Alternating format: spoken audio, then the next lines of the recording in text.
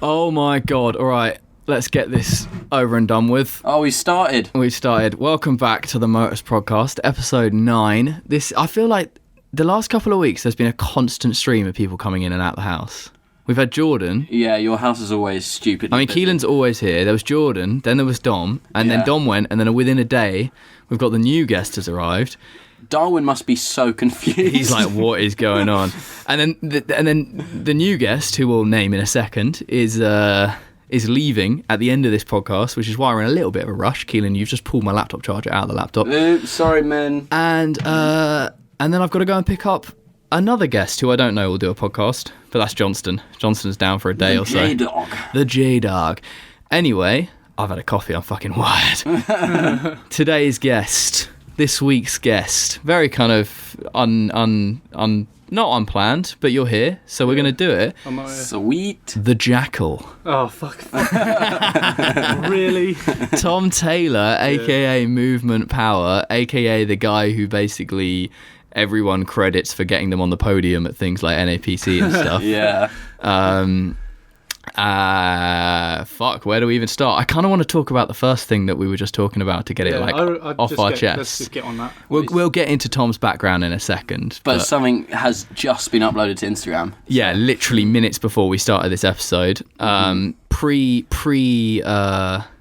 was some pre-clips going on stories of something that has made this clip a little bit controversial in some ways. But I also feel like someone else must have done something. They can't have just been putting the... Well, they were prepping other stuff on the same spot. Yeah, definitely. That's what I saw. Well, unless it was we're bringing the mats just to do this. Anyway, to clarify... Why was there a trumpet there, though? Yeah, there was a trumpet as well. There was a trumpet just knocking around. If people don't know what we're talking about IMAX. They put a crash mat over the big... Well, I mean, firstly, Arthur Franks just stuck the horrific, the one that Dom kind of stuck, but will admit that it wasn't a proper stick. The proper big IMAX Concrete, which is a fucking massive feat. So this is kind of no discredit to Arthur. No, you have to respect it. You have to respect the ability to control that. 100%. Exactly. You have to respect that. But the debate we have here is that they used mats to prep it. Yeah. Which is like, Yeah. I know. I don't think it's not cheating or anything like that. I would say, it's not Kai doing it, when Kai did it like with nothing, like no one even knew. Yeah. If you could take that impact or anything. And to be fair to Arthur, he's done it before. Yeah, so it's not like he was using the mats to do it to as break a first time, because that would be an extra step. That would be like, he didn't use it to break the mental barrier. My standpoint is it's gym training that should be reserved for training in a gym. Yeah, definitely. Like if you're in a gym, you're in an environment that is already constructed and it's customizable, and you've got mats, and you're like, I'm going to set this up so I can kind of level up, and you might push a wall back further and make something a little bit bigger or higher, and you might prep. I mean, I fucking prep to mats in a gym. Yeah. But I don't and I'm shit. Like I can't do this concrete, so I can't chat shit on it. But I don't know if I am happy though in a way that he did use mats for. Wait, there is a clip of him concreting to the mats, right? Yeah. Okay, so we do know. I've only seen one clip. So I know the mats were there. I didn't know. No, he does it. He doesn't stick the one to the mat. Obviously, okay, it's just an overshoot, like maybe a prep. Well, I'm happy that he did at least.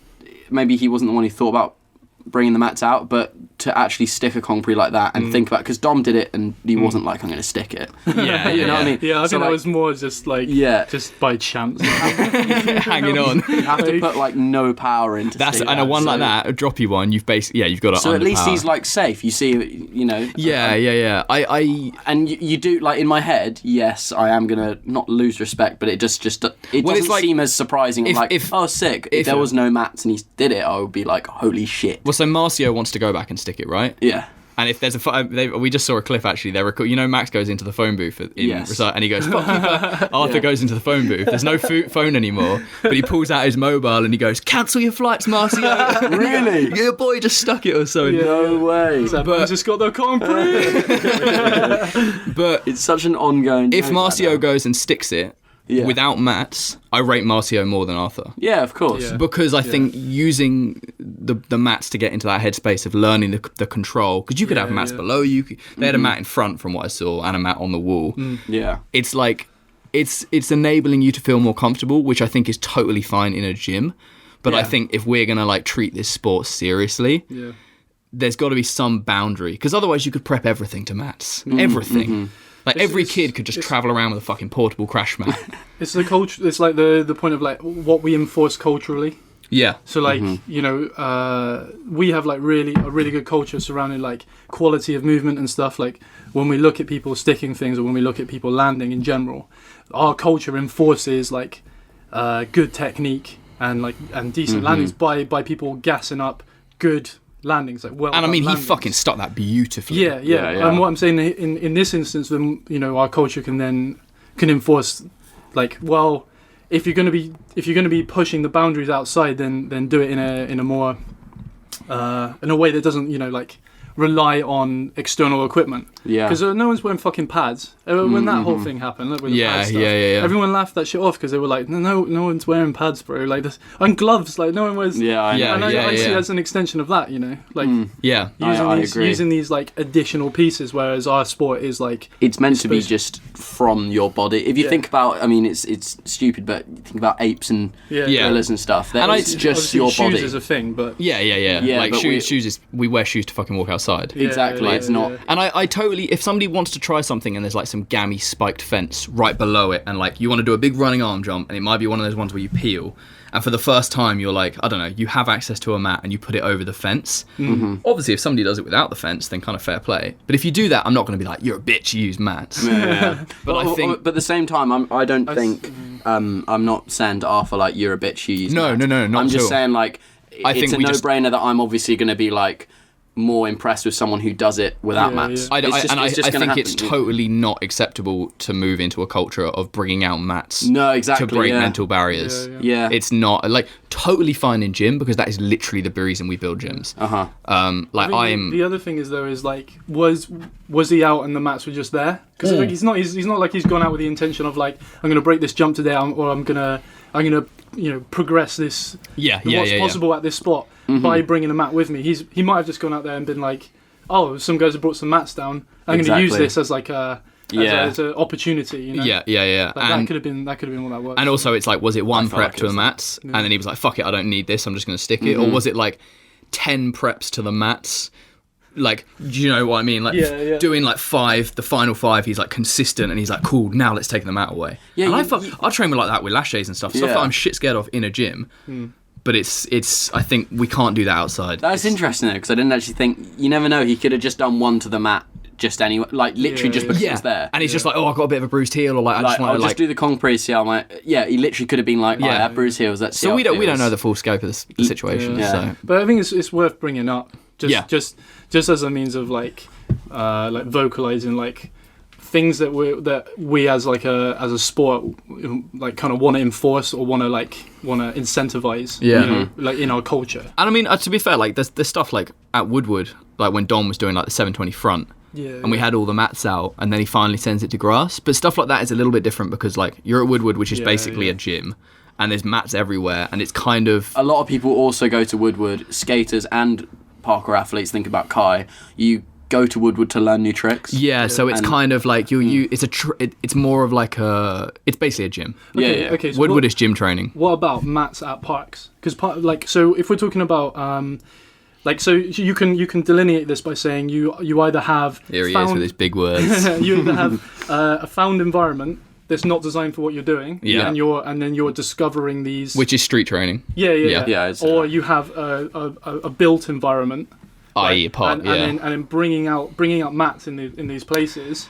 All right, you're bridging the gap between a built environment and a found environment. That's I think between adaptation and like adapting yourself and adapting the environment to suit what you're doing. I think that's the middle ground in the sense that it's you're gonna cut. I mean, I've seen fucking kids training at Slough Park with mats, because Eric will be teaching classes, and for the sake of safety, and then maybe he'll prep something, some huge thing, and he might lay a mat over a wall in case he bounces back.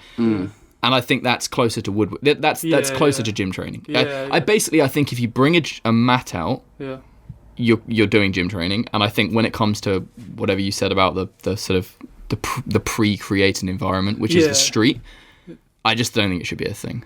If you look at skateboarding and stuff, like it's not a thing. And it's parkour. I don't think I've ever really seen many people use mats for jumps. For flips, it's kind of natural to see that. But you wouldn't see someone that would put a mat over a wall to do a pre. No. Also, if it is a production and you're doing something to absorb impact, i.e. like you've got to do a fucking jump 5 times, or like you're doing a Storm free run and Blue's doing a huge... Because the thing that people don't realise about like Volume 1 is that was half Storm showreel and also half Claudio's showreel. Yeah. Like that was a display of Claudio's editing and filmmaking. Okay. So like that was an attempt for him to prove himself as a CGI guy as well as a filmmaker and stuff. He's very good at that as well, because I did not know some of the stuff in that. Mats. And like I've used mats on shoots where like athletes, it's like, oh, well, we need to shoot in a shopping mall. There's not actually that much to do. Oh, yeah, if we have some crash mats, we could flip off this 5 meter high thing. So it's like, well, let's get some crash mats in. Yeah. Sorry, I'm interrupting with that. But anyway, I think we've probably spent enough time on that because we need to... This coffee is fucking frying my brain. I'm like the opposite. I've just come from a drive, so I'm feeling like I'm on the African. What is it? African coffee. African beans, bro. Where's it? Tom was teaching me all about different coffee and stuff. It's all about Ethiopia, bruv. It's all about Ethiopia. But fuck, I'm Yogurchev. That's where coffee comes from. Cranging out. Anyway. But yeah, no discredit to Arthur, because fucking well done. First person to stick the IMAX Ring. I can't do that. Yeah, I just think that's a legit claim. Yeah, sure. yeah. I just think we no more mats, please. Mm-hmm. So the jackal. Can I just explain like where that is from? Because the thing is, I don't know where it's from. I don't want people thinking like that's what I'm calling myself and that's what I'm thinking. It like, is. So when you sign off your emails with 14, bro. Do you know what my first Urban Free Flow username was? What's that? Gloves. Oh. Why? Why? Because I went out like one of my first days of parkour and I got some fucking like cycling gloves. My name's Gloves, bro. The fingerless gloves. No, actually, I might have been shattered glass first. I might have been shattered glass because we had a band, like a school band, and we like called ourselves Shattered Glass. Shattered Glass. I was in a couple bands. I was in Demonic Order and Blue Butterfly. Demonic Order. And with those two, was Demonic Order like... Blue Butterfly were like classic rock, and Demonic Order were like, we're trying to be Slipknot, basically. Because it was entry-level metal, you know? Yeah. Just drop the and go. Amazing. So... Yeah. Jackal was your OG name. So you've been around since when? 2004. Like 2004. December 2004. So that's in between Jump London and Jump Britain, right? Yeah, but I started for like a week 2003. Oh, okay. So you were aware of it. Yeah, I saw like a little news piece on like a Christian youth group outside of the city I was living in. Oh, really? Yeah. There's like one OG guy. I don't know if you saw Mental Matt from Urban Free Flow forums. He was like in this place called Keynsham, which is like right outside of Bristol. Yeah. He's not about anymore, like I don't think anyway. But he was in this like Christian youth group, and they were doing parkour, and it was on like BBC Points West or some shit. What? And you were like, this is fucking metal. I want to do this. I was like 12 or 13, so I was like, this is the coolest shit. And they were just doing little like wall pops and stuff. Yeah. And that's what I thought parkour was. But what was the Christian part of it? I don't know, man. Ascending walls to get higher to God. Yeah, there was an admin. There was a Urban Free Flow admin who ran it. Oh, okay. Interesting. Yeah. So I wasn't about for all these forums and stuff. Yeah, wait, so this is 2004, so you were 4 years old. 4 years old. Yeah. I doubt I would know. Yeah. But yeah, so I mean, Tom's a fucking OG, has been around for obviously well over a decade. Yeah. You've kind of... I feel like in the course of like mainstream global parkour, in the early days you had obviously the presence as the Jackal, and in the kind of early limited presence. Like, my whole thing was like, oh no, I'm getting so overlooked. But it was like early days kind of UK scene and things, and then I feel like I don't know, there was a large period where kind of I was not aware of what you were up to, and then in when did your kind of resurgence start? And I guess so I've always been about. I think is the first thing. Like I've never been out of parkour since I started. I've always fucking just done parkour, and I've had little periods of time like when growing up. Like I had some like problems where like just life just takes you out of it. For or, like injuries and stuff like that. And like I really like I guess like the first kind of wave that I had was. I was doing like weekly videos, like monthly, like some weekly, some monthly videos, training logs in like 2012. Oh, really? Maybe 2011 actually. Even then. Yeah. OG vlogger. What? Yeah. They weren't like, they weren't like, hey guys, hi, I'm the Jackal. More like not vlog, but like logging training. Yeah. And there were little edits in themselves, so they were little sick. like music videos almost. And most of them had like a concept behind them. So like, and they also had like names, and I wrote fucking Demonic Order. Oh, you're an edgy boy. Yeah. And a couple of them were underneath they were on the channel that I had, which was like Jackal Tracer or whatever. Right? Yeah. And then I started. Was it everything black and white? A lot of it was like color corrected to be like pretty. Yeah. That's what. Yeah. So I like being edgy. You know? Yeah. So and then I had like a Power Tracer Tumblr, which got like a bit of traction because I was finding all the Russian guys. Yeah. And people weren't really aware of them at the time, I think. And I was just reblogging them, trawling through these Russian guys and just collecting them on this Tumblr, and people were yeah. And I was fully just on that. So like OG Alfred Scott was probably like on your page. Like, yes. I had all this stuff, and I was working like part time, just enough to pay for my rent because I was living in a little bedsit and training like every single chance I got. And then I got an injury, and then, it must have been 2011. And then I was injured for like 3 injuries in a row, and I was injured for like 3 years. Yeah. Prior to that, I'd had an injury as well. And just to give you the kind of thing about the coaching, like the strength training and stuff. Yeah. And how that's developed over time, which leads up to 2016 pretty much. Yeah.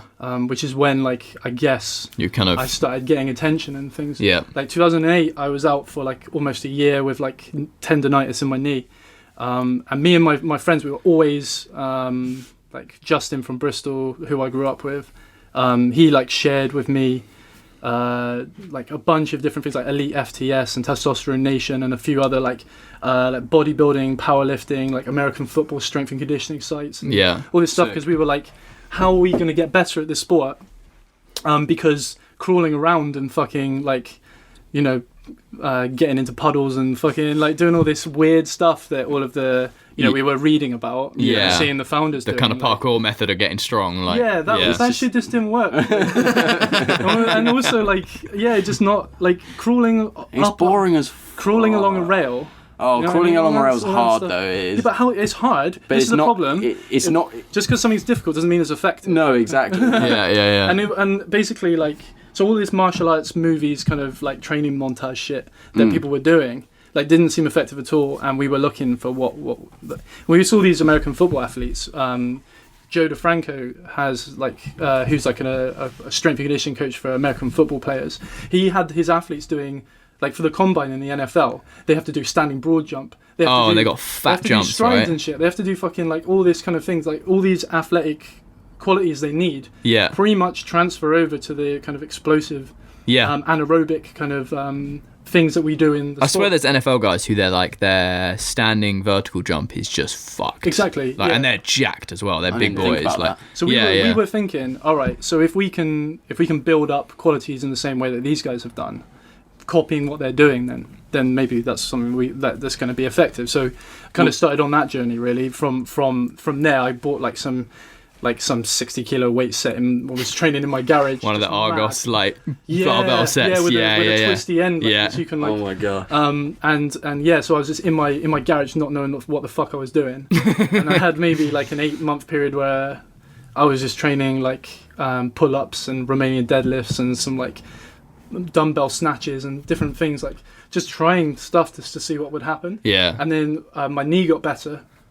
I got outside and got a 6-pack. Went back to Bristol. Yeah. I've never had a 6-pack. maybe once or twice, like when I've been really skinny. I didn't have money for food, but unintentional 6-pack. And I went back to Bristol, and this was like 2008, I think. Yeah. So I got the injury maybe to end of 2007, and then end of 2008, I kind of went back outside, and I was going to do plyo to a cat leap, and I almost did the plyo to the pre at the top. Oh really? So you realised like, oh shit. I can't put my hands, like, because my feet hit the top and then I wasn't ready. So I like put my hands down, and Castle Park in Bristol, the walls there are like super, like they're made of like set in like bits of stone. I think I know the walls. Yeah. So it's just sharp as fuck. So like I cut open all my hands. And then, that was a good moment for me, because I was like, I'm too powerful. Yeah, I mean, part of that's probably puberty as well, but I mean, I was a lot stronger and like and my climb ups were good for 2008 standard anyway. Yeah. So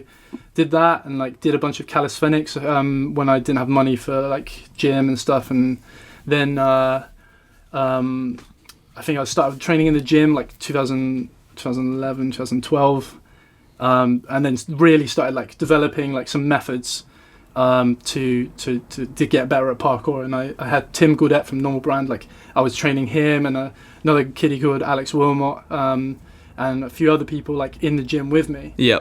So I was experimenting, trying different things, reading like so much. I read versus Shanksky, I think it's called, like the strength training manual. I read a bunch of other stuff like Louis Simmons books and all this kind of things, like real like industry, like American strength and conditioning coaching, like stuff. So I was wondering how you're really knowledgeable about like the form and stuff. But did it not? Surely you could injure yourself if you were like just attempting to lift all these weights before you knew what you were doing. Yeah.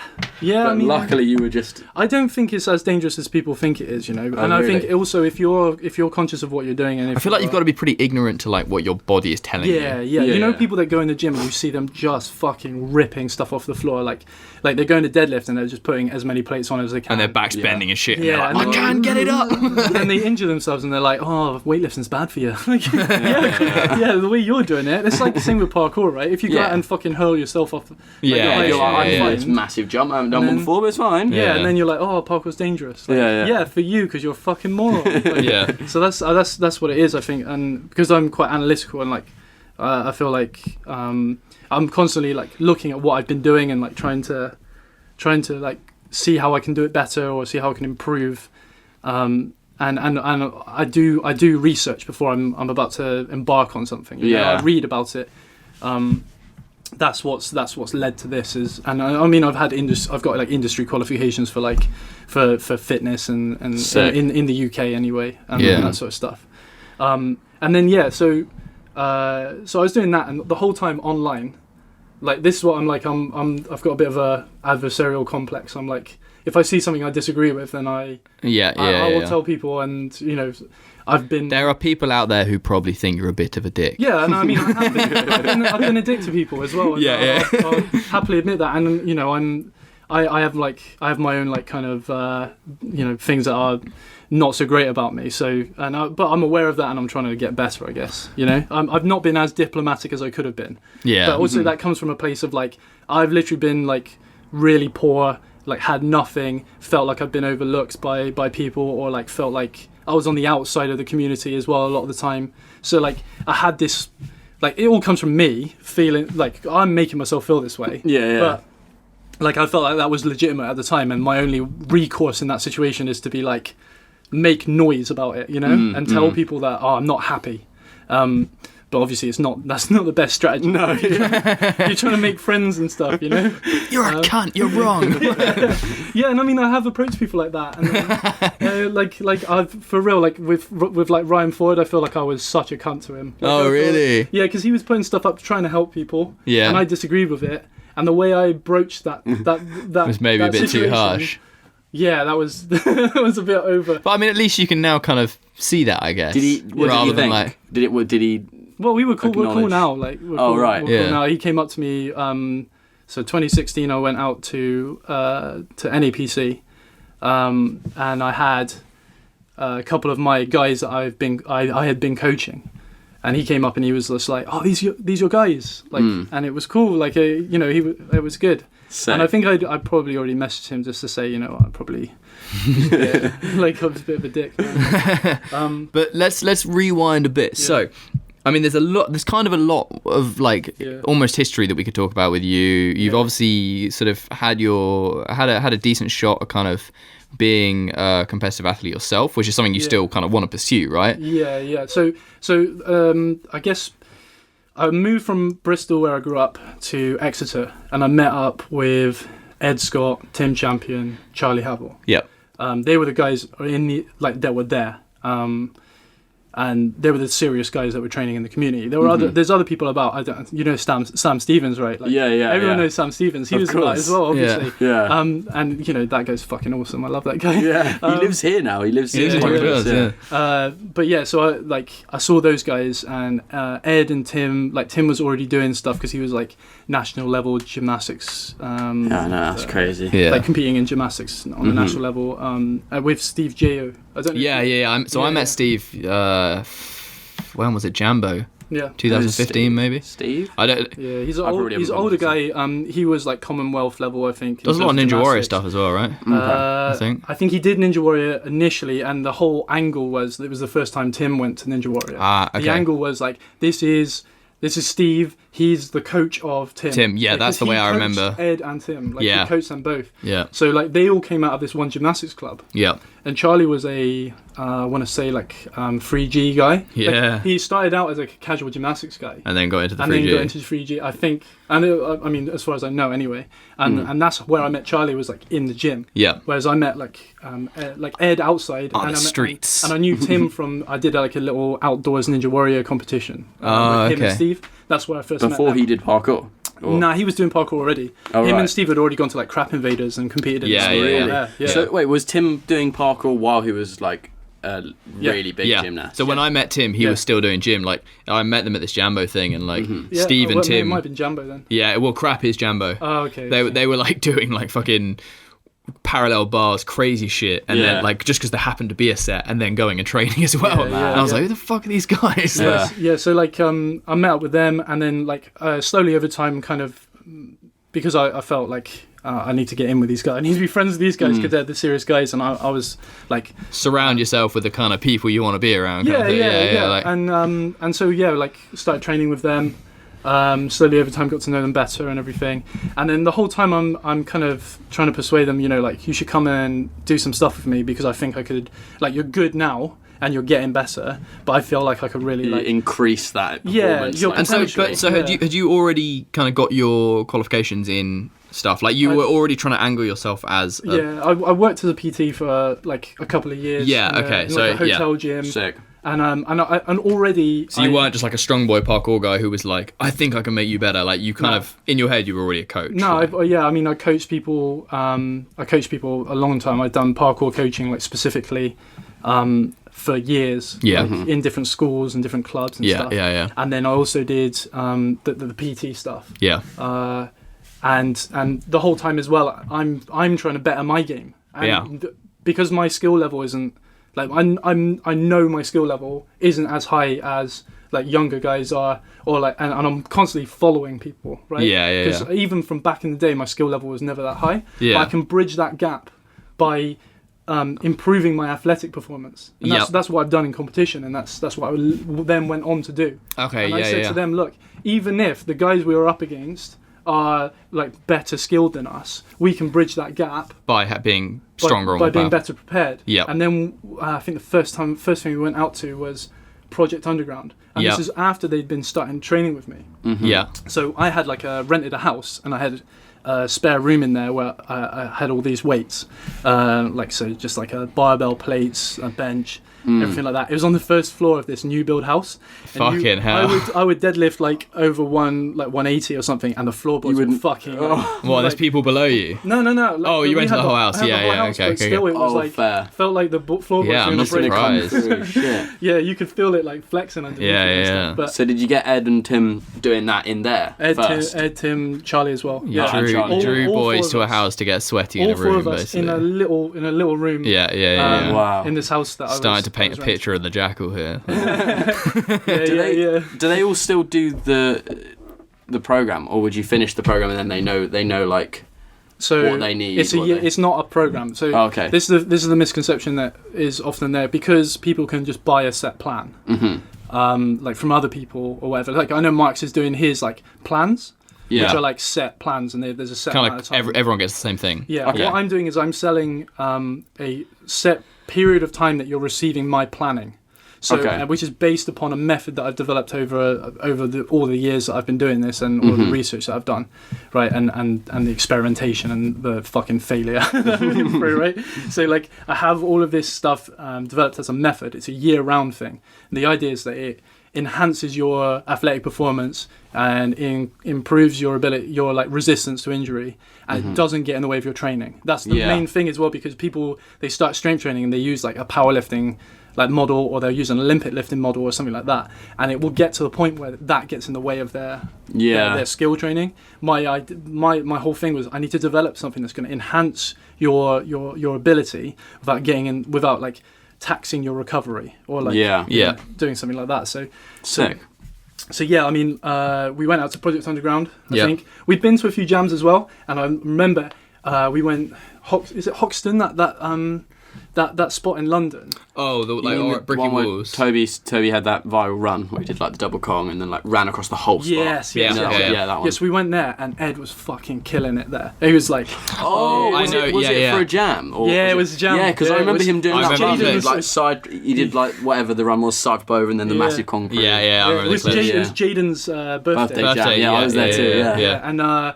And I remember, this might have been after Project Underground, I can't remember, but I remember like the Steroid boys just being like, who the fuck is this? You know what I mean? Like what the hell? Because, you know, he's doing these power moves one after the other, and he's got all of his consistent... Like just consistent power all the way through. And I'm like, that's me. That's me helping. Obviously, like, I have to say as well, like, what I'm providing is not like responsible for their overall like ability, because they are responsible for that. Still have to train hard. I'm responsible for allowing them to perform at the highest level that they can at the moment, and I'm even if I'm making 5% of a difference in terms of their performance, that's the difference between, you know, reaching that end, you know, when you're at the edge of your ability, reaching that pre, or like getting from silver to gold in a fucking speed competition, because 5% is huge when you're talking about the difference in finish times. So 100%. So like, we went Project Underground, we went to these jams, and shit started popping off because these guys, you know, first of all, I picked a group of guys, or I managed to get a group of guys that are like high level in terms of skill, and also have a background in sports, because like, well, I think because I mean, you couldn't like, if I started your program, which I'm about to do, it's not like I'm going to suddenly turn into Ed Scott overnight. No, it's like you're taking that kind of top tier and just making them fucking exceptional. And all through the years, I'm shouting at people on the internet, telling them, you need to be doing this. This is what's really going to help you. This is going to. People are going, but I'm good already. I'm not saying, well, you could be better. You know, and obviously, you know, there's a time sacrifice there. But that doesn't have to be more than 2-3 hours a week. So that's what I'm trying to convey to people online. And I'm getting into arguments, people calling me stupid and like I'm too serious about training or whatever, right? And that's so weird though, because to me, parkour is basically everything. So like, serious is this is the best thing. This is the thing. Like, that's why I didn't like PT as well, because I was working with all these people, and I see a utility in like allowing people to be healthier and allowing people to improve their quality of life. But to me, that doesn't excite me. What excites me is working with people that have a fucking passion and an ambition that matches my own. Because like I have an ambition and a passion to like to improve in competition, because that really drives me. I like the intensity of it. I might not be top tier, but like that's not what I care about. I care about like doing my best in these situations that are like really intense and really... They're kind of the proving ground in a way. Because the thing I really like about competition in a way is, and you can implement this same ethos or whatever on your own training just out, but it's a lot easier to, because you can just go, I'll just go one more time. Like, it's the fact that whether it's a style run or a speed run or a skill, it's like, I have one shot, and this is going to be the proof of my training. And yes, like a freak thing might go wrong, but still, that's like, I mean, Max smacked his head on a bar, but maybe that's because Max didn't kind of like practice that element enough. So that kind of that's so many variables. But with like, it is this thing of like, this is the fucking 15-second speed run to see if I can be my best in this next 15 seconds. I don't get another shot. Like, it's not like, I have to get another clip for Instagram. It's like, you have to prove it now. So, well, it's like how many people go like, okay, like in Instagram videos or something, where they're like, okay, this one, and then it's like, okay, no. This is the last. It's like, this will be the one. This will be the one. It's like, no, it has to be the one. In like, the competition. Or you lose. And it's like, okay, fair enough, you don't care if you lose, but it's like, well, that wasn't... You it's just see how far losing you to can me is fucking doing a shit run. Yeah. That's losing to me. Like, I don't care if somebody gets better than me. I'm like, cool, maybe it'd be nice to get the prize money, but like really, when I go, if I'm mad at what because if you've done your best run and someone beats you, you still did your best run. You couldn't have done any better. If you do a shit run, then you beat yourself up because you're like, well, I let myself down. That's it. If I'm mad at a competition because of the result, I'm mad at what I've done to like what I've done like. In the run, like I'm just mad about my own action. I'm not mad about anybody else. Yeah. I'm happy for my friends to have won that competition. Like that's cool. Like, so yeah. Where were we going? I don't know. So I mean, we could because we could kind of talk about this for a lot. This is what I'm saying. This is what I was saying. Like so, all that time shouting at people on the internet, trying to get them to listen to what I had to say. All it took was to have a few guys believing in what I was telling them, and then the floodgates open. Yeah, and I didn't have to persuade anybody anymore. I've not done any marketing. Yeah, I've made pretty decent sales. Yeah. for my plan, just by people going word of mouth and just saying like because word of mouth's the fucking shit, isn't it? When you look at like the NAPC podium and you're like, oh, Hendo's done it. Hendo's done it. Hendo's like been on it for a while. So I mean, like name. Okay, like top 10 people who were on it. Not like top 10 is in like they're all the best. Okay. So some big names. So I think other than the initial 3 guys I had on it. Yeah. Davis Vasconcelos was one of the first guys who's always up there for speed. Okay. Yeah. Who came to me and said, look, because he is like so driven, that guy. Yeah. And he was injured when he first came to me. So, yeah. And he had like some knee issues because he's track and field background. Yep. And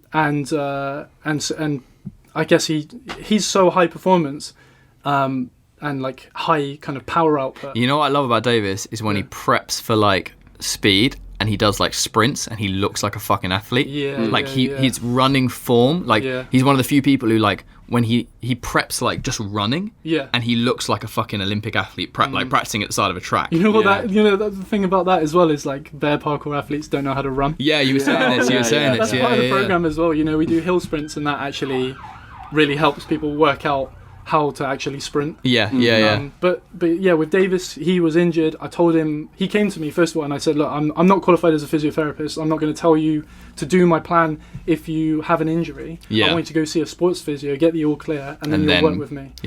That's what happened.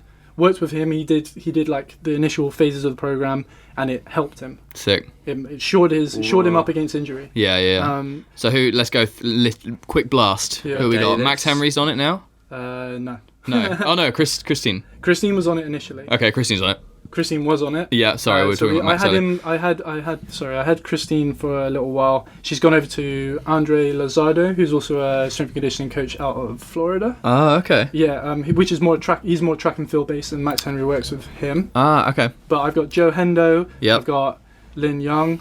I've got who else have I got? I've got a lot of people. Yeah. But yeah, like Charles Campbell Longley. I've got Giles. I've got Johnston. Johnston on it. Yeah. Sick. But yeah, it's hard to rattle off like a lot of names. You know what I mean? Seth Rugi was on there. I had him. He re-upped like a few times as well because, like I said, people either pay for like 12 weeks or they pay for 18 weeks, and I had guys. You know, they'll come back to me consistently because they're like, this is working. I can see this. Like some of the poddy guys as well. Oh yeah, people like that. So Oi Tyler. Tyler as well. He that guy. I love him. He repped so hard. Tyler Harder. Yeah, I always fucking call him Oi Tyler. Oh, as in wait, what? You see him in Vancouver a bit. Yeah. When we're out there. Oh, as Calgary guy, I think. I think he's from Calgary. He's called Tyler Harder. Yeah. You've only been to Vancouver once, so yeah. So I don't know. But so I thought you meant skinny Tyler. No. No, not Tyler Peterbar. Not Tyler Peterbar. No. Although Tyler Peterbar, I had him on plan. Oh really? Seriously? Yeah. No, Tyler reps it hard because he's whenever he wears a free running brand, he's sick because he's so driven to support parkour brands. Mm-hmm. So he buys them and every single fucking like if he's wearing them, he'll tag them. So we now have this running thing with like when I'm on the Motus account, because he tags Motus and it's always in a fucking gym photo, and he'll tag he'll tag his t-shirt or whatever, or if he's wearing like Motus shorts and he tags Motus. And every time I'm like, not another fucking gym photo. Like, every time I see the thing, like, "Oi, Tyler's tagged you in a thing," I'm like, he's in the gym. Yeah. He's on it hard. On it. Oh yeah, Jordan's on it. Yeah. New Motus boy. He came on, I want to say before he was announced. Probably. And I spoke to him, like, so when I've been at events, people have asked about it. Like, when they first of all, they talk to Ed or Tim. Well, the cool thing is, as you were saying with the word of mouth, is like, none of these guys are not, all these guys are like, that they win and they're like fucking gassed, but like, big thanks to Tom Taylor Movement Power for like helping me. They're all, and you're not saying like, guys, can you plug me? No. Like, I mean, initially, I will say this for Tim. When he won NAPC, I persuaded that guy to come out to. Oh, really? I was like, you need to compete, bro. Yeah. Come and do the skill contest. I think that's kind of how that worked. I persuaded Charlie to come out as well. Sick. And all that sort of thing. So, you know, and when he won as well, I was fully like, man, if you could give me a shout, that'd be useful to me. And to be fair, like, him and Charlie and Ed were like the initial people that were really like pushing and like, I don't know. They were the people that really made it into a thing, you know. Yeah. They coined the term "Strong Bois." And that, I mean, that's almost. You should fucking rename the thing to Strong Bois. Sorry, I'm just getting messages. I didn't get from that for ages. Like for a while, and they were like, "Are you a strong boy?" And I was like, "What?" And like, Are you a strong boy? Just to clarify, because I feel like we maybe didn't cover this clearly enough. Tom basically runs a program. Well, no, not a program. No, it's coaching, man. Yeah, it's coaching. So just in case anyone didn't get this, it's coaching where you can pay a fee, and he will basically give you a coaching program, which is primarily weights and a little bit of body weight. So I don't deal with like skill development. It's not like get your cat pass better or whatever. Yeah, I mean, what the idea is that the athletic qualities that you build using the kind of training that I'm giving you will allow you to perform the skills better. Yeah, that's essentially and it is basic compound barbell movements. So things like squat, bench, deadlift, dips, pull-ups, and what I'm providing to you is I'm doing all of the work for you in terms of the numbers and the planning. I'm providing you with a set plan, and the thing is, what the parkour guys, like, we're all over the place. We want to just, we just want to like go out and train, right? Also every training day is not the same, so it's not like you're always working on the same kind of style of movement and things. I'm providing structure. Yeah. I'm providing I'm providing a plan for you. And the good thing about doing it to competitions, doing it to videos or something like that, you then have a deadline and you have a peak in your year, because everyone thinks your progression is going to be linear. Like you start at 0, you end at 10. It doesn't work like that. No. It works in waves, and that's how your body works. Like that's how progression works in general. Like you got to have time for that dirty bulk. Yeah, exactly. Yeah. So during the year, then we have a time where we can really peak our athletic potential. You can kind of time that around like cool competition season or summer, video season or whatever. Yeah. So and I really want this to happen in parkour, is to have an in season. Yeah. Which kind of, I guess, is summer, because I wonder how many people don't know that you are behind Movement Power, because Milo didn't. Oh, really? Yeah, he was. So he knew of my. Well, I was just like, Tom's coming over and he's gonna show us how to lift weights properly and all that. And he was like, oh, Tom. Should have said the jackal. He would have. Yeah. And then when we were leaving, I was like, Movement Power. I was like, Movement Power. Oh shit! Like, so that's sick. Like, Movement Power's got a big name, but no one knows. Yeah, I like that a little bit though, because you're mysterious. Because I'm edgy and I've got like a hiding in the shadows. Who is this person giving these people special juices? Yeah, I've got a character to uphold as well. You're like that guy at the back of the gym, like kind of halfway out the door in the shadows, and you watched him like seal the deal on the last skill challenge and kind of like nod and walk away. You're like, yes. Yeah. That's another few clients. So. Yeah. But the thing, we got a few little things to get onto, and also we haven't got a huge amount of time because Tom has got to drive back down to down good. south. I'm good for whatever. Deep south. The thing I really like about it is that when you train parkour, you do not necessarily train every bit of your body equally, especially when it comes to kind of your legs and your glutes and your posterior chain. Yeah. I'm learning. And And yeah, so you develop weaknesses, especially if you get like minor kind of tightnesses, injuries. It's more overuse of certain areas, so you over specialize. Yeah. And the idea with like a lot of what I'm trying to get people to do is to kind of broaden their athletic potential and broaden their performance and really like work areas that are underutilized. Which for me is my arse and my lower back. I found out it's my lower back is like. Oh. We hit the gym for the first time yesterday, and to kind of get inducted, so to speak. I did not know how to do shit. So like literally, I am so happy that you taught me how to like lift properly and all this shit. Yeah. So how did you guys experience that? Like how was that? Oh, I really enjoyed it, and also like today. Like I was achy, in the weaknesses. It's just my arse. It's like, and like getting that juicy booty. Yeah. But getting that peach. yeah. I can Max Henry, see Callum Powell arse. Yeah. Exactly. I can see the satisfaction in it as well. When you go home, and you're like, oh, I just. The achiness and that sort of stuff that doesn't really last if you're consistent with it. And it's not necessarily connected. So this is the thing about what I was saying. If something feels difficult, it doesn't necessarily mean it's effective. Yeah. Because pain isn't directly linked to anything. It's just a nervous. This is like a central nervous response or whatever. Like it's nerves firing essentially. Yeah. So like. Like if you're achy from something, like for example, you could be crawling upstairs all day. It's not going to fucking improve your jump. No. Or it's not going to give you it's not going to necessarily improve your force output. Yeah. Like it will improve your like stamina maybe. Yeah. Well, when we did the tour in America, like my body got so used to training every day. Yeah. I wasn't achy at all. Yeah. Whereas now, if I go out for a day's training, I come back the next day, I feel it a bit. Yeah. Just because of not used to it compared to last time. That's it for sure. But just getting used to it. Let's talk about PEDs. Let's talk about steroids. PEDs? PEDs, performance enhancing drugs. Oh, PEDs. Because you man were chatting some breeze about that last week. Oh, with Dom. Breeze. Some breeze. Yeah, I mean, we started this. I was in the car yesterday with Tom. We started talking about it. I was like, no, we need to shut up. Like, we need to.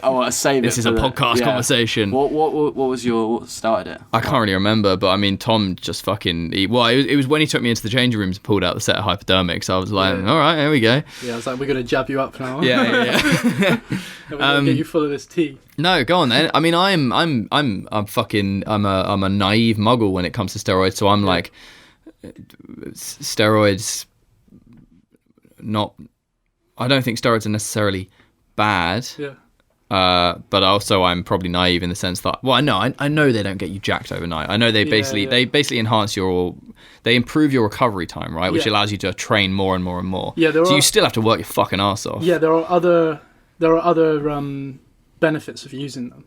Yeah. The main one is the increased recovery time. There's so different types of PEDs will have different effects. Yeah. So you have ones that like increase the amount of red blood cells, like they're used in cycling. They're used for endurance athletes. You have other ones that are associated with things like roid rage, like the idea that you get more aggressive, and so there's trembolone, which is like that's the drug everyone's like, that actually fully will make you an aggressive person. Oh, really? Or maybe enhance the aggressive attributes that you have. Yeah. Just because of its particular potency. Now I don't use steroids, like I don't think any of my clients do or anything like that. But I'm not against it in the sport because testing, like if you look at any other sport and the testing for steroids in their sport, it gets so political because they cannot completely test for every single PED. Yeah. And think about you spoke about this with Dom, like the drugs that are being used already in the sport. Yeah. Like marijuana. Cannabis is a performance enhancing drug because it can reduce your anxiety. Yeah. If you think about Dom, it enhances everything. But it can for certain people in the way it affects. It's obviously not going to be the same for everybody. But, no, yeah, for sure. But I mean, let's say fucking I go away, I train for a year under some other coach, and I get jacked up on whatever I'm pumping into my body, and then I come back and I smash NAPC and knock all your boys off the podium, and they're not on steroids. Yeah. Surely that's unfair. I feel like you're using crash mats. It's exactly what we were talking about. But surely, when it comes to competition, if somebody is using something that is enhancing, if the rules are no steroids in this competition, no performance enhancing drugs, then yeah, you're fucking cheating. Yeah. Okay. Right. If there's no so rules, you're not like fucking let's sneak it in. Like, if there's no way, man. If there's no like I'm like I want fair play in the sport, and I want people to be like sportsman-like. You know what I mean? Like to be cool with each other and to encourage each other's success. Yeah. However, like if you're in a sport that's untested, right, and you're a person that cares so much, you're willing to risk your health by using these kind of drugs that do have a risk involved. Oh yeah, fucking. Right? Yeah, what is that? What? So they can increase your blood pressure. Oral steroids can damage your liver, and there's a bunch of other stuff like in terms of how they affect your hormones, because you're essentially what you're doing is you're injecting yourself with either exogenous hormones or things that act like hormones, right? Yeah. So what you're doing is you're upsetting the balance within your body, and your body you're is telling always... Keelan he could finally grow a beard, but yeah. It's just I'm saying I kind of want this. Gonna get on that on that beard train. But yeah, like so there's a bunch of side effects. There's a bunch of potential side effects. That it can cause, and it is a risk to your health, because anytime you're using anything, like alcohol is a risk to your health. Yeah, smoke is a risk to your health. So if you and this is my personal opinion, and it, you know, I might be wrong because I have some fucking crazy opinions, right? But like this is my personal opinion here. If I'm competing against you and you care about winning so much that you're going to risk your health, you fucking deserve to win. I don't care about it that much. I want to do a good job, and I want to enjoy my experience competing. Yeah. I understand when it comes down to money and people have to make a living, then it's a different matter, right? Yeah. I mean, cheating is cheating, basically, isn't it? If there's rules against it, but this is the thing: when you put those rules in place, people will find a way around those rules, and that happens in every. What I learned when I did PE, when I learned PE at school, they said that there will always be more money going into the basically finding the steroids and the new drugs to keep people than there is money being put into catching them. So they're always a step ahead. So there's always That's shit. Crazy. I just for some reason I didn't think it was that. It's a fucking multi-million dollar. I didn't know there was that many different steroids. And the documentary we have to watch, Icarus. That's a cycling one, right? The Icarus documentary is crazy because that deals with collusion in the testing. It deals with corrupt officials. It deals with all of that kind of stuff. The funniest thing is the guy at the start of that, you know, he was gonna, because it's basically about, it starts with this guy, the cyclist, and he was like decent cyclist in America, like did competitions and things, but he wasn't like crazy high level. He was gonna do like a year's worth of kind of steroid cycles and track the entire thing and document it. And this was all the fucking, just for documentation, for science basically, and to see how well he did in competitions and stuff like this. And that was the idea of the documentary. And he then started working with this fucking Russian like doping guy who was an expert on steroids. And it fucking unveiled this huge story, like all these cover-ups from years and years of Olympic success of all these athletes. And this guy was people who had already. This guy was basically Russian guy was whistleblowing, like basically saying we actually dope our athletes. And this is how we get away with it. Telling stories about how like they did it in the Olympic, like fucking crazy shit where they'd like put the drugs. They'd have like. Before the Olympic Village was built, they'd like help design the bit, and they'd have like a fucking back room, and they put shit through plug sockets and things. And the guy ends up running to America because like Putin is literally fucking. He's sending people after him to kill him and shit. It won an Oscar, didn't it?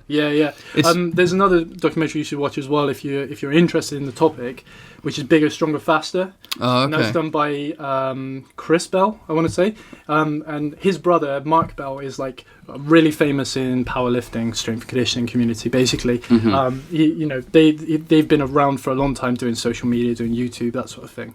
But this documentary goes into speaking to a bunch of bodybuilders, bunch of like different athletes and people that have been affected by the use of steroids over however many years, like before the documentary, like since the 70s, basically, because they grew up in the era of like WWF before it was WWE. All these big jacked guys. Their brother, who was like a drug addict, but who was trying to become a pro wrestler, was like heavy user of steroids. And then it turns out Mark Bell's been using steroids because he's a fucking champion powerlifter. Obviously, he's going to be using them. So like that's a really interesting one because they actually go into like, okay, realistically, what are the side effects? The other thing to say about PEDs as well is some people use steroids and they'll use a ton of them, or they'll use maybe a little bit, whatever they do with them doesn't fucking improve their athletic potential, because some people just don't. They're not there. They don't respond to the drug for whatever reason. So So there's all these. It's so complex. It's not black or white. It's not like you start doing it. Yeah. It's not like that. So I'm not saying it's good and people should do it because it's a risk to your health. And I've been like, oh, maybe I should do it when I'm a bit older. I've got like a heart condition. I didn't. It wouldn't. Not only like ethically, like I would feel like it's maybe not fair me doing it. Yeah, if I'm still competing. But then also like just medically, like fucking. So I used to, in my kind of later years, is when I was being more of a filmmaker and parkour work had dried up a bit. I was doing a lot of cycling work, and I was working for this brand called ASOS initially, not ASOS, the clothing brand, but ASOS. And actually, the guy at the start of Icarus, when he goes out, the first scene he goes out, and he's head to toe ASOS gear. Because he obviously just buys the stuff or whatever, or I don't know, he's sponsored or something. But so I worked with them for a bit, and then I got connected with BMC, which is BMC stands for Bicycle Manufacturing Company, which is fucking just boring. Swiss company. They're one of the best teams out there. They got some of the best riders in the world. Like they're always at the top. It's basically BMC and Sky are like the two who kill it. And through doing a lot of work with those guys, you hear crazy stories about like, because they do a lot of the blood doping. One guy I worked with, photographer, was in the middle of Germany with his girlfriend, like on some weird holiday in the middle of like the wood, like they have all the big black forests or whatever. He was out there and he stayed at this random hotel, like literally in the middle of fucking nowhere. And he walked into the reception or the restaurant or something, and there were all these photos of all these famous German cyclists. And he was like, "Why the fuck are they here?" He was like, "Why would the team be out here?" And he did his kind of research, and he found out there's a like a weird private hospital medical center down the road, and they stay at the hotel, and then they do the blood doping cycles where they take blood out of you, and then they basically replicate what you would do if you trained at altitude. So they so this isn't steroids. Well, it's still doping. It's still like it's still. If you go and train, this is just oxygenate your blood. Basically, they put it in a. If you go and train at height, like up a mountain or whatever, and you do loads of running, your cardio is better basically. Increases the amount of red blood cells that your body produces. So what they do is they take out your blood and then they oxygenate it using machines and shit, and then they pump it back into you like a day later or something. And you're super ready to go. Yeah, so they're doing this. But also, I was being told stories about these cyclists who literally they would have to wake up in the middle of the night. I think you told me. And do fucking. They'd have to set alarms on their phones and wake up and do press ups in the middle of the night. So they don't to keep their blood, like their body up, because if the heart rate gets too low or something, then they're susceptible to having a heart attack and shit. And it's like they're doing all this just to try and be the best cyclist in the world. It's fucking like literally, and some of them some of them just drop dead. Like it's fucking. That's the thing though. High level performance is not healthy for you. So like, there's this weird conflation. People, well, it's not weird. I mean, it makes sense. People have a conflation with fitness and health. Like we've got the health and fitness industry, right? But there's a reason there's a delineation between health and fitness, because if you're like being overly healthy does not necessarily mean you're going to be super fit for anything. Being overly fit does not mean you're going to be healthy. No. Probably not going to be healthy at all. It's like, kind of get in the middle ground, isn't it? Yeah. So that's like, I just wanted to say there's like grey area, and it's not like it's not everything like that. And there's clearly people that have done gear and parkour. And there's. And it is what it is. Like, it's an ongoing topic, and the topic is wider than parkour. So exactly. That's fair enough. I feel like we're not going to get to cover all of these things, but I can keep going, but it's up to you, man. If you don't want to keep this, we'll podcast don't want to be 3 hours or whatever. We'll keep going. We'll keep going. I mean, so you are. I mean, Tom was vegan before it was cool. Let's just put it that way. You've been vegan for bare time, bruv. Yeah. I've been vegan maybe 6 or 7 years. What? Really? Yeah. Wow. But also, obviously, I mean, I fucking saw you squat 220 or whatever yesterday. Like, no, 180. I'm 180. Yeah. Okay, you're. It was 180 for 2. You're testing for 200. Yeah. Okay. Trying at 200. But I mean, either way, the bar was bending, and that thing would squash me. Yeah. Like, same. You're a big, powerful guy, which, I mean, I think anyone who's seen enough about veganism is like, yeah, you can be strong and everything. So I think nowadays it's not like, oh, you're going to be weak. Yeah. We were talking about it in the car yesterday, and I don't want to chat shit about Tim. Because no, I respect. I want to like him. That's the problem. Yeah, and I'm not down to chat shit about anyone, but there's definitely in the last 6 months has been a shift. And Keelan's vegan. You've been a vegan half a year now. Yeah, since January. Yeah. Boy, you wait, man. I'm enjoying it. I turn into a girl. all the estrogen in your body. Yeah. No, but so there's definitely been a shift. Like not ever since Tim's thing. It's not like he started the wave of people leaving, but there has been this shift in people leaving veganism and saying it didn't work for them. Like it's all the fucking walnut brains, bro. The walnut brain? All the walnut brains, like little brains. Like, okay. No, but I mean, like Kieran from Marrero was saying that he tried it. I'm not talking about Kieran when I say that, but yeah. So why do you think that happens though? Because they do. I'm gonna run for a wee. They don't have a balanced diet. Now maybe with Kieran, like I don't know very much about Kieran. So like there are people that try veganism and they do everything right. They balance their diet out and it doesn't work for them for whatever reason. They don't feel right. Yeah. Now whether you can reconcile that with the kind of the ethical considerations you're making as a vegan, right? So like. Are you willing to sacrifice some of your well-being to ensure that you are like consistently acting with your principles? Like, like my principle is like, I want to act in the world in the way that I want to be treated, essentially. So, like, I want to do as little harm as I can to other people. Exactly. I mean, it probably sounds weird coming from like somebody who's like quite abrasive sometimes and like kind of seems aggressive or whatever. But like really, like I'm for like choice and freedom and consent and things like that. That's sick. And I don't see species as like really. I see that as a very arbitrary line. So when I'm respecting the right to life or the choices of another like conscious being, that's what I'm respecting. So that's the ethical consideration. So if you have that ethical consideration, like how much of your well-being are you willing to sacrifice if veganism doesn't work for you? So that's that out of the way, right?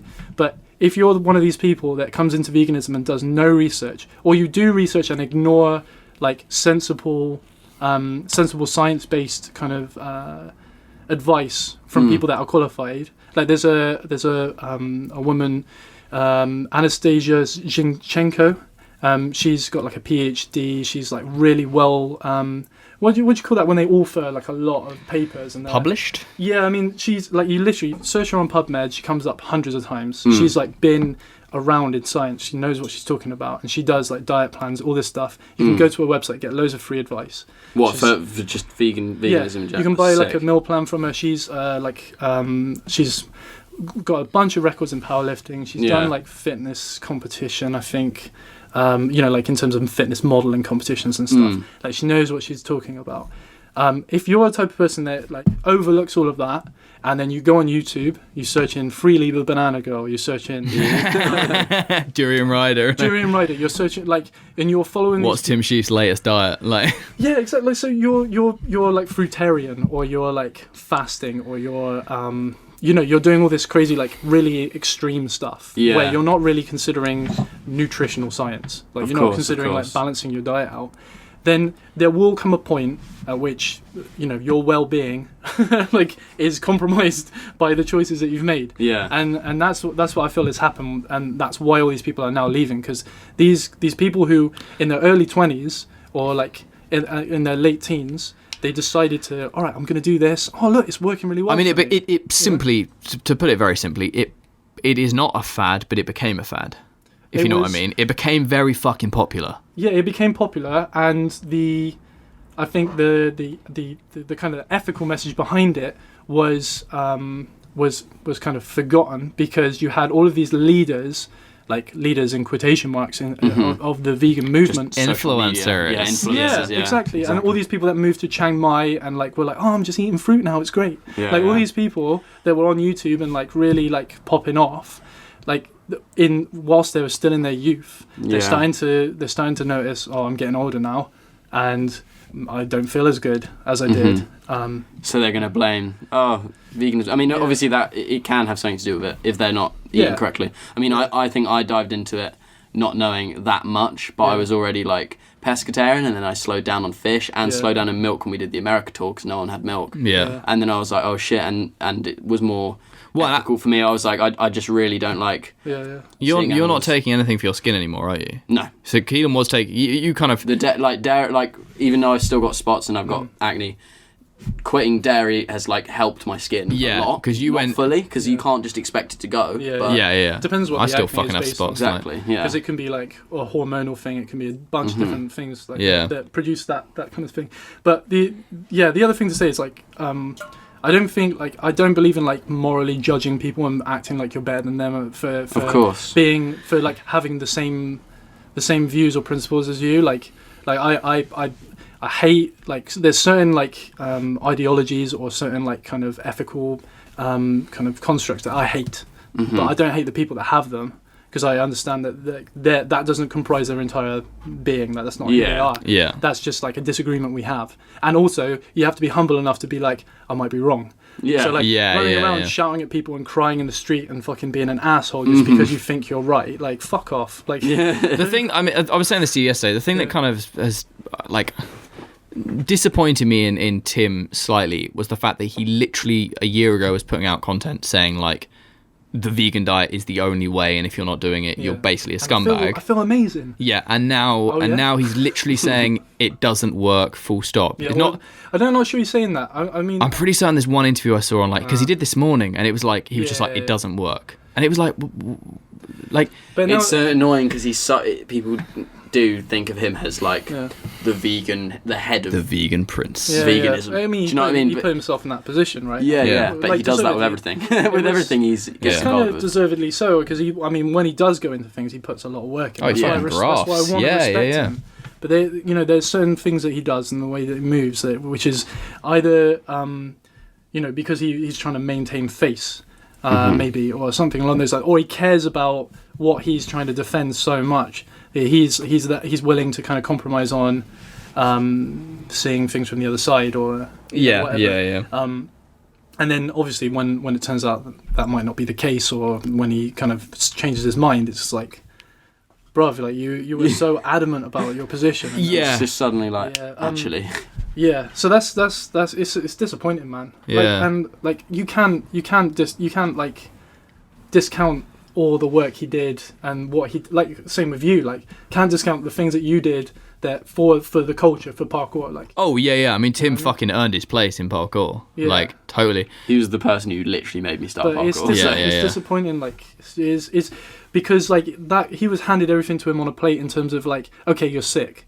Goji Man, this guy on YouTube, right? He's like a medical student, I think. He gave him all of these tests. He said like, this is what you can do to get better. And then your man's like, oh, it's not natural. Okay, just to jump in here, I've now just seen on Instagram another angle of Arthur doing the concrete, and there is the fucking most massive mat underneath the stick. Yeah. What? It's like a jumbo mat. Oh no. Which. Wait, no, I mean, I still rate him for sticking it. Exactly, It's like there it is. I didn't know. And he cropped that on his post. There's 2 mats, in fact. Yeah. So that's a hard one. It's, I mean, there's no point wasting more time on that, but like... No, But also, why did he crop it?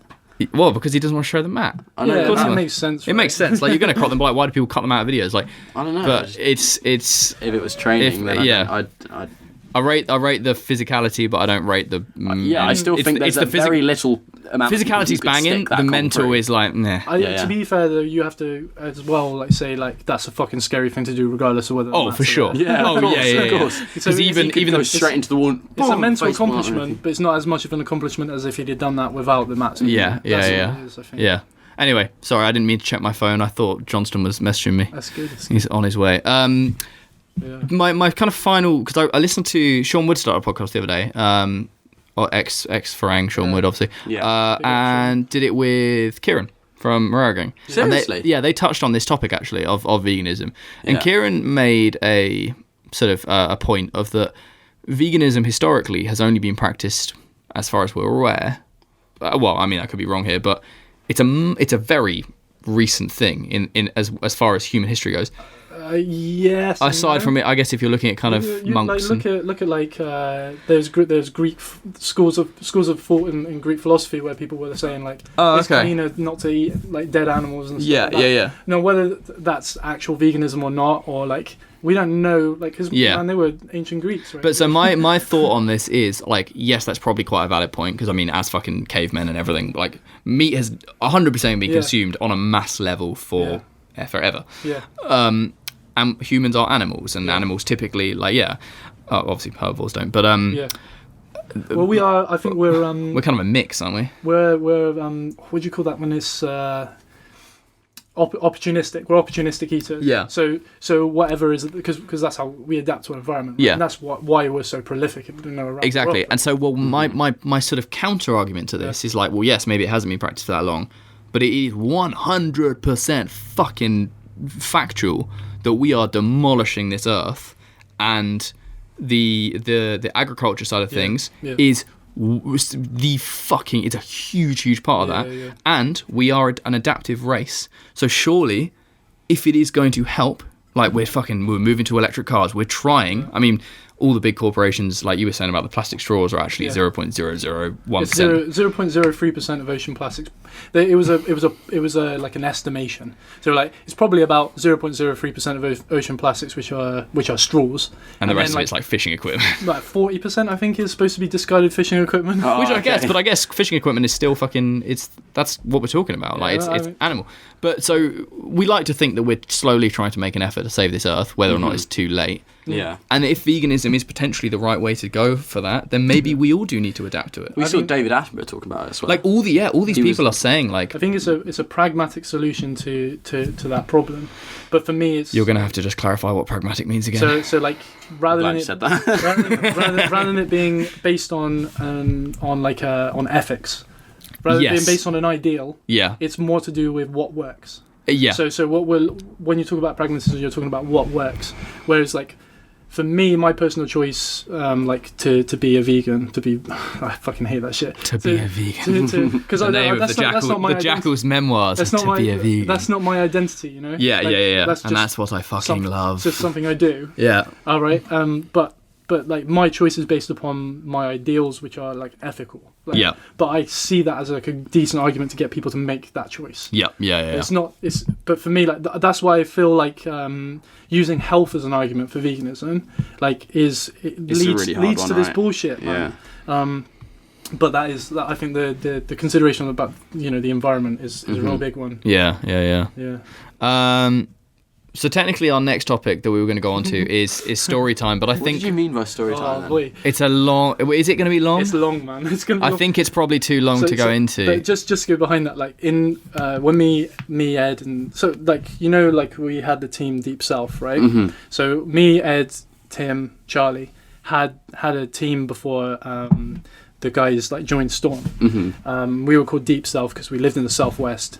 We live in Devon. Southwest do it best. And we live miles away from anywhere. Mm-hmm. So, we're taking these 5-hour car journeys up north. Yeah. And so, and I grew up in like a pretty shitty area. Like maybe it was shitty at the time I was growing up. Maybe it was the people I was not around with. Yeah. But I got involved in a lot of nonsense, right? Mm-hmm. And these are like, I've got a lot of stories about just dumb shit I did growing up. And we used to just tell them, and Giles was like, "Yeah, can you say? Yeah, I don't want to. Yeah, that's the thing.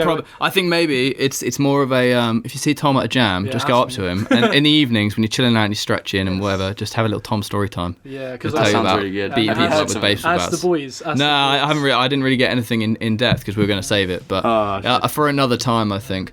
But before we go on to Music Minute. There's a thing that actually I want a very sort of concise explanation of this, because a running joke, if you've ever kind of been around Tom at events, is a simple phrase, a very simple phrase. Taxation is theft. And I've lost the odds to shout that out over a microphone when I was meant to be commentating at you barely did that shit. I know. But there were kids about. I didn't want to confuse them. But why? So. Let me explain my Muggle viewpoint of this. To me, taxes are something that everyone pays, and in some countries people pay higher taxes, but then they get things like their university for free and their healthcare and their roads are really good and they get fixed better. And yes, I'm sure there is a chunk of those taxes that go into people's pockets and things. But if we are all contributing fairly towards something and that keeps our kind of general upkeep of the country at a good state, I'm like, well, I kind of get it. Okay, first of all, it's a meme. So like, I'm not seriously saying this shit. I've been memed. But listen, like, okay, so let's say you're walking down the street. Because you have a fucking t-shirt with it on, don't you? No, I don't have the t-shirt. Do you not? on. No, I have a t-shirt on. I have a t-shirt that says, Good people disobey bad laws. That's the one. Okay, yeah. And So, if you want to read something about something like that might have inspired that, then you can read Henry David Thoreau's Civil Disobedience. you're well read, aren't you? I need to read more. Yeah. Right. So anyway, so like this.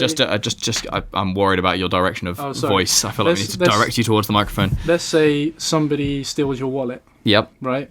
They steal your wallet. They take some money out of it. Yep. And they give it back to you. Right. Yeah. And then they say to you, "Don't worry, I'm using this money for good." Right. Yeah. Have they not just stolen your money? Right. Yes, but also. Yeah, but it's hard because it's not like we're being born and signing an agreement where we're like, yeah, cool. That's the idea of the social contract, right? Yeah. Okay. The idea of the social contract is to be in this society, you have an implied contract by which you say, like, I'm willing to abide the rules. No, like nobody really, like, and that's supposed to be like, that's how society works. Yeah. I come from like a background of like being involved in like anarchism and. Are you a free man? No, I'm not free man on the land. Fuck that. That's nonsense. I find that so funny when people. What do you mean free man? There's this like bullshit where you can like basically you write some shit to the Buckingham Palace and then you get like some it's not real, and you get some standard letter back basically being like fuck off, and you take that as like approval that you are a free man of the land, and you get these people and they're like they'll fucking just speed and break laws. It's all dumb shit like paying parking tickets or and paying like council tax. Stuff like that. And like they film themselves and like somebody comes around and they're like, mate, can you pay your council tax? Like you're a dick. Or like they blast through speed cameras and things. And they're like, no, I'm a free man of the land. I cannot be governed by Her Majesty. I go by I am the person associated by the name, and then they give them their name, and they're like, it's all like it's this dumb fucking I don't answer to the government. Like it's a misinterpretation of law, and there's all this stuff like there's a difference between merchant law and common law, and it's just like this real big load of bullshit that kind of libertarian or liberty-leaning people in the UK and the US kind of came up with, but it's really just a massive scam. But yeah, my background is like I was really interested in anarchism when I was growing up because like the way I grew up and the environment I was in wasn't very good. Like my family life was great, but like my environment outside of family, like not great. So like I was interested in all of this stuff, like being like, well, there's massive issues with our system of governance, or like we've inherited all of this bullshit from like from history, in terms of government and how things are run. And then and I was just reading into that, and I got into libertarianism. I would say like I'm not really libertarian anymore. I would say like I'm left libertarian or something along those lines. See these just flying over. Keith's head's getting blown in the wind as it flies over. The idea like that, it's like a meme in the kind of on the internet. Surrounding these like anarcho-capitalist people. But I mean, to put it simply, taxation is theft. It really is, bro. No, I'm joking. I'm joking. Okay, so I feel like I'm about to go into the most underprepared music minute of my life. Oh, I'm always underprepared. But it has to be a thing. But I don't want to go first. I think Tom, you were confident. Oh yeah. You were really. Tom was like, I was like, oh, I love music minute because we've created this thing where like the guest gets really stressed, and Tom was like, no. Yeah, but really? I'm not stressed, but I could fuck it up. It's one artist, right? Yeah. One artist. So are you going to go first? Yeah, you're going to go first. While I open me and Keeler on Spotify. No, I know what I've got mine about, but I literally have no idea. Oh really? Yeah. Last time I had no idea, and that was fucking hard. Okay, so you're going to hit it at we'll go. When do you want to go? You got a few. Do you want to go? Do you want to go for a nice round number, basically? Do you want to go in 20 seconds? I'll go at 50. 50. Okay, yeah. So we got 5, 4. This is Music Minute with the Jackal. Go. So my recommendation is Against Me. So it's Against Me with an exclamation mark at the end. They're they were like a punk band initially, and they did folk punk. Surprisingly enough, folk. Yeah, really? Their first records are like almost like listening to like Norwegian black metal, but like just played on an acoustic guitar with a guy just screaming about like anarchism, basically, right? And then they moved on to doing like thrash metal and more like mainstream kind of rock and stuff like that, essentially. But they're well worth it. The lead singer is like one of the most influential people to me, who's actually transgender now, like male to female transgender, and sings a lot about that in the most recent albums, and it's really fucking good. You should listen to it, man. That's you got fucking 10 seconds. Come on. Also listen to Propaganda. No, not another artist. Yeah, no. Okay, I'll fuck it. Yeah. Ruin that for you. Yeah, it's one artist only, I'm afraid. I know you're a fucking anarchist, but you can't come in here and flip. You can't break our rules. That was sick. Sick. You knew a lot about that one. So that was against me with an exclamation mark. Yeah. Okay. I feel like as these go on, I get so much worse because I've done all my like ones I know about. Well, you do, yeah. And now I'm kind of just be like, I've listened to these. Like, we went in a bit strong, didn't we? Yeah, we should have. When I did Arcane Roots and everyone got gassed, and now I'm like, oh, I like Ed Sheeran. Exactly. All right, Keelan, you're next because I want to kind of counter what you do. Okay. I want to. Yeah, you want to do something complete opposite. Well, I mean, I'm if you gonna go say something that's gonna be. You're basically going to laugh, but like it's well. All right. You won't fight. Yeah. Okay. Okay. All right. We'll wait. I'll go at 50 as well because 50. Jesus. All right. So we got 15 seconds to fill. Oh, we got 15 seconds. So I mean, I'm just scrolling. I'm basically gonna just go for whatever the opposite of yours is. Oh really? Yeah, but I think you always pick the opposite to me anyway. Well, I think it gives variance, doesn't it? All right. Yeah. 3, 2, 1, and go. Okay. So someone who I've been listening to recently is C418. Okay. I think. He's a Swedish composer. The letter C. Yeah, letter C. Yeah. I think I'm not knowledgeable about this, but the reason why I've been listening to it a lot, right, is because he makes all the music for Minecraft. Oh, for fuck's sake! But listen, I looked it up because I was like, oh my god, I was listening to the Minecraft music because I was playing it because I was like, oh, I haven't played this in a while. My little brother plays it. And I was like, I actually really enjoy this music because now I've started listening to like really calm, ambient sort of things. Yeah. And yeah, his other albums are like full of everything I like, and I'm like, holy shit, maybe this is why I'm into this music now. Oh really? But it's just it goes with the theme of like when you're mining in the caves and all this shit. I just really love it, but I don't know much about it. So C418. C418. It's just if you like Minecraft, then you'll love it. Amazing. To all the 12-year-olds listening to the podcast. Yeah. Cool. Okay. Well, that's made my decision very easy. I'm going to counter that. It's a weird one, but it's recent. Like truly, I've been like, oh shit. Okay, yeah. Okay. I like this. Well, they make video game music is specifically designed to basically enhance like concentration and productivity and things. You can literally get playlists of like classic video game music because they construct it so that you're like in the fucking zone. Yeah. I mean, the thing is though, if I was to put it on and it wasn't the Minecraft soundtrack, it's very like. I don't know, you wouldn't think it's... Is it like bleepy bloppy or just like ambient? No, not at all. It's Minecraft's some like piano and okay. Like they add ambience as in like birds and shit. And sick. Also, I don't know, there's some kind of beepy boopy stuff. I kind of like it. It's subtle. Yeah. But yeah, no. All right, so I'll go in at 40, which is now... I'm going to talk about probably the heaviest band that I listen to, and for some reason I'm listening to more and more at the moment. I know it is. Which is Rollo Tomasi. I think that's how you pronounce it. They are so fucking obnoxiously like... and it's a girl doing the vocals, and then it goes... And then you have this fucking beautiful, like, ethereal, like, and then suddenly, like, and it's fucking. I mean, I don't listen to like black metal or whatever. But it's probably in that that thing. And they're fucking. I saw them live years ago, and they're hectic. But what I do is I consider the vocalist who, it's this little, like, she's a young kind of small woman. Which you just don't understand how this noise can come out of her, essentially. I consider that almost as an instrument in itself. Like, I'm not looking for lyrics, because you cannot fucking hear them. Apart from in the singing bits. But the screaming is just insane. So, Rollo Tomasi, go check him out. That's so funny. Well, I know exactly what you mean. With the instrument, because I don't know what the fuck she's saying sometimes. And I'm just like, oh, okay, it sounds cool, so that's an instrument. Wait. Oh, that's not even a heavy one. Hold up. It's yeah. Is it American or? No, English.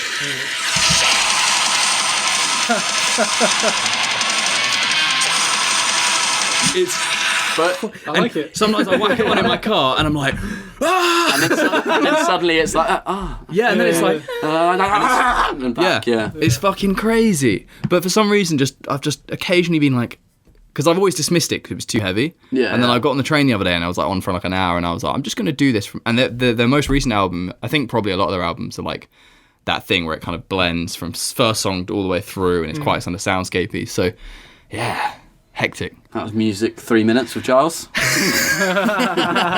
Shit. Yeah, well, I can do 2 then, for sure. What? Yeah, all right. And that's the second time I've played the song off my phone as well, which I shouldn't be allowed to do. See, I'm never going to play the song off any of my phones. It's because it'll be about 3 hours long. Yeah. 3 hours long, and I'll be there. It'll just sound like we've opened the window. Yeah. All right, well, I think that is fucking time because I've got to basically kick Tom out and then drive to the station and pick up another guest. So. Oh shit! You have to drive all the way back. Yeah. All the way. Nice little 3.5-4 hour drive. You went very southwest then. Yeah. We should go to Exeter. I know, we really need to. We actually need to. I've got you can stay places. We've got places you guys can stay. On your fucking gym floor. No, we don't have a gym. No, I mean like your workout room in your second floor. My bedroom, which is not even a bedroom at this point. I stay at my girlfriend's house. And you just use it for sweating. Weights. Yeah. Lift weights at your house. It's got aggressive flags on the wall and you just say liberty or death. Man. Lovely. But yeah, so where can people fucking get your program? If you program. Oh fuck. It's cool. Where can people get your coaching? Yeah, you can message me at Movement Power. Just at Movement Power on Instagram.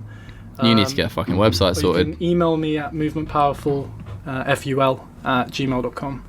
And yeah, we can get going on there. But yeah, I will get a website. Tom's been up for the last couple of days, and I've been bickering at him to actually get a. That's why I came. Yeah, to get some form of a website up so we can actually use this thing properly. Because yeah, he does a fucking good job, as you can see by the people who use his program to its fullest.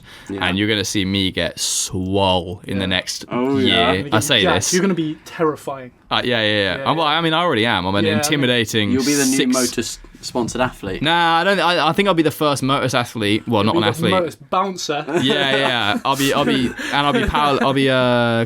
bodybuilding as well. So you'll start seeing me putting fucking furniture polish on myself to brown me up, and I'll be gonna jab you with some tea. Wearing a little speedo. Your head will disappear in your shoulders. Yeah, exactly. So that'll be me. Mm-hmm. But no, thank you very much for coming on. Thank you for having me. We've had a lot of guests. That was better than Dom. Dom likes to cut me off all the time. That's because Dom's a... Fuck you, Dom. I was sitting there like, okay, cool. Stop talking about yourself. I feel like I spoke a lot though. That's no, it's good. It's really good. You're the guest. Yeah, I would rather it not be like us just peppering you with questions and you'd be like, yeah. Also, I only met up with you yesterday, wasn't it? So, like, today I haven't hung out with you at all. So I just got in and I feel like... We basically sat on laptops and play with the dogs. So. Oh, really? Fair enough. It's been pretty wild. All right, well, 1 minute 26. 1 minute? Yeah, 1 minute 26, shortest podcast 1 ever. 1 minute 26. Yeah. Fit all of that in one thing. I think it's time to... Beautiful. Any final words, Tom? Not really, no. I'm just... I thought you were gonna... I was racking my brain then for something. Roids. And my mum is calling me because it's my sister. It's my sister's birthday tomorrow. I texted her today being like, happy birthday, and she was like, it's tomorrow. Does your mum not like having her... She says no call. She uses her home phone for business. So. Oh, okay. Yeah. Anyway, guys, can you just fuck that's off? the second fucking podcast we've ended with my mum. Oh, really? Stop it, you perverts. Anyway. All right, love you. Bye. Yeah, bye-bye.